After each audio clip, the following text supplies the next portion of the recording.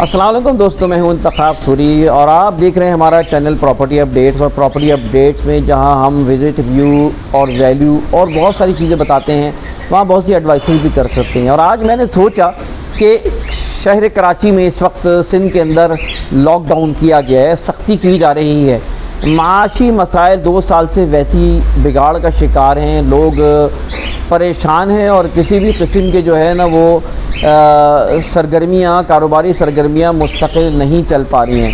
اور ان مستقل سرگرمیوں میں ظاہر ہے پراپرٹی بھی کے کام کرنے والے بھی بہت ڈسٹرب ہے. ظاہر ہے کہ کبھی حالات اچھے ہوتے ہیں، کبھی خراب ہوتے ہیں، تو لہذا پراپرٹی کے کام کرنے میں ان صورتحال کو میں کس طرح ہم اس کام کو کریں. پراپرٹی کے کام کے لیے میں خاص طور بتاؤں گا، آج آپ کو ٹیکنیک بتاؤں گا کہ آپ ان دنوں میں کس طرح آپ نہ صرف سروائیو کریں بلکہ بہتر سے بہتر کام کر سکتے ہیں.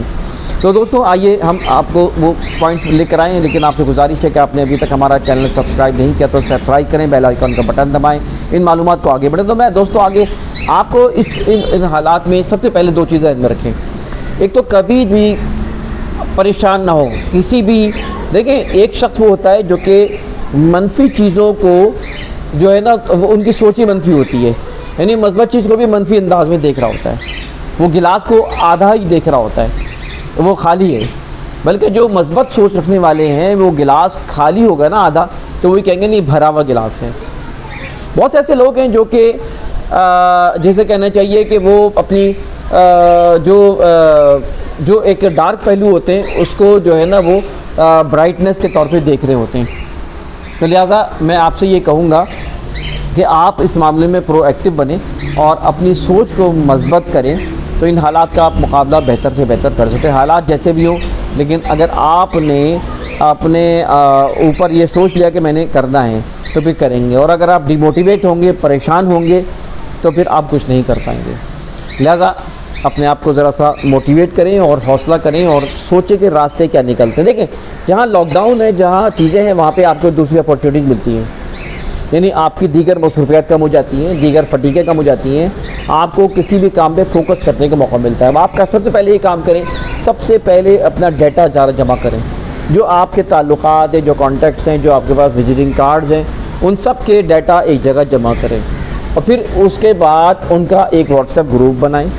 اگر واٹس ایپ گروپ بنا ہوا ہے تو پھر اور جگہوں پہ کانٹیکٹ کو استعمال کریں. آپ اپنے مختلف چھوٹے چھوٹے ایڈ بنائیں، خود ہی بنا سکتے ہیں. آج کل بہت سی سائٹس موجود ہیں، اپلیکیشنز موجود ہیں، بہت آسان ہے. اگر آپ نے نہ بنائی ہو تو بہت ہی آسان ہے، ایک نہ ان پڑھ آدمی بھی اس کے لیے بنا سکتا ہے، اس طرح کوئی مشکل کام نہیں ہے. تو آپ اپنے ایڈ بنائیں، چھوٹے ایڈ بنائیں اور ان کو سودوں کو ڈالنا شروع کریں واٹس ایپ کے ذریعے. فیس بک کا استعمال کریں، انسٹاگرام کا استعمال کریں، اپنے اسٹیٹس کا استعمال کریں، آپ اپنی دیگر چیزوں کا استعمال کریں اور گھر بیٹھ کے اس وقت جو ہے نا اس لاک ڈاؤن میں اس کام کو کریں. یقین جانیے کہ آپ کے پاس کوائریز آنا شروع ہو جائیں گی. آپ کا پیٹرول بچے گا، آپ کی بھاگ دوڑ بچے گی، توانائی بچے گی، وقت بچے گا. آپ کو اس وقت کو بیٹھتے ہوئے آپ اپنے اوپر خود ہی یہاں پر کسی بھی گھر میں بیٹھ کے، کسی بھی جگہ بیٹھ کے آپ یہ کام آسانی سے کر سکتے ہیں.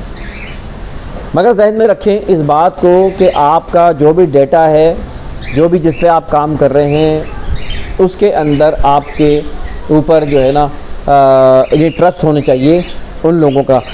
ساتھ ساتھ جو ہے وہ ڈیٹا لیک بھی نہ ہو آپ کا. اچھا، اس میں بڑی اہم بات اس طرح کی ہے کہ آپ کالز کرنا شروع کریں. آپ ڈیلی مان لیں کہ میں نے 20 افراد کو کال کرنی ہے، آپ 20 افراد کو کالز کریں، ان سے پوچھیں کہ ہم نے ایک آپ کو پوسٹ بھیجی تھی. ایون یہ کہ آپ ایس ایم ایس کریں، جب بھی کسی سے بات کریں تو پہلے آپ واٹس ایپ کریں یا ایس ایم ایس کریں کہ سر عظیم صاحب، مثال کے طور پہ کہ میں نے آپ کو ایک ایس ایم ایس کیا تھا، آپ اس بارے میں ذرا غور کریں، ہمارے پاس ایک چیز آئی ہوئی ہے اور اس پہ آپ غور کر سکتے ہیں. لوگ ہو سکتا ہے کہ آپ کو دھتکار دیں، لوگ ہو سکتا ہے کہ آپ کو پسند نہ کریں بات کرنا، ہو سکتا ہے کہ آپ کو ریسپانس نہ ملے، اس کی فکر نہ کریں. کامیاب آدمی وہ ہوتا ہے جو منزل پر نظر رکھتا ہے. کامیاب آدمی ہوتا ہے جو اپنے کام میں لگن میں لگا رہتا ہے. کسی نے بڑی اچھی بات کی تھی کہ آپ کے آگے اگر کوئی رکاوٹیں بنتی ہوں، کسی راستہ منزل آپ نے طے کرنی ہو اور آپ کے راستے میں اگر کوئی کانٹے آپ کے دامن کو الجھا رہے ہیں تو دامن کو کاٹ کے آپ دے دیں. آپ اپنی منزل پہ رواں دوا رہے ہیں. یہی کام کی پہچان ہوتی ہے. آپ کی منزل پہ نظر ہونی چاہیے, کام پہ نظر ہونی چاہیے. کون کیا کہہ رہا ہے, کس طرح کہہ رہا ہے, اس کی فکر نہیں کرنی ہے. آپ کو صحیح ہونا چاہیے, اپنے آپ کو صحیح رکھنا چاہیے. لہذا اس بات کو ذہن میں رکھیں کہ آپ اپنی منزل کی طرف نظر رکھیں گے. اور پھر میں بتانے چاہ رہا تھا کہ آپ کالز کریں. کالز کرنے کے بعد ایک بات بڑی امپورٹنٹ ہے کہ جو آپ کے پاس پراسپیکٹس کسٹمر ہیں, یعنی ایسے کسٹمر آپ کو نظر آ رہے ہیں جو کہ آپ کو ریسپانس کر رہے ہیں, آپ سے انکوائری کی ہے, آپ سے پوچھا ہے, وہ آپ کے اچھے کسٹمر بن سکتے ہیں. یاد رکھیں ایک اصول ہے 80-20 کا.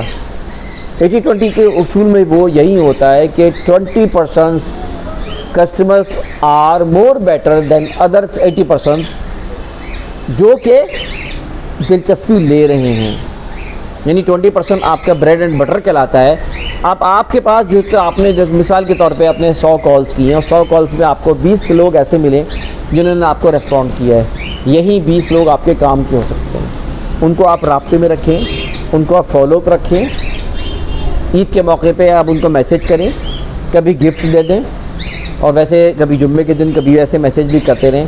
اس سے وہ انٹریکشن رہیں گے. یاد رکھیں کہ ریمائنڈر بڑی اہم چیز ہوتی ہے. مثال کے طور پہ پیپسی والے اور کوکو کولا والے اور اس طرح کی کمپنی بار بار کیوں بھیجتے ہیں ایڈورٹائزر؟ سب کو پتہ نہیں کہ کوکو کولا ہے.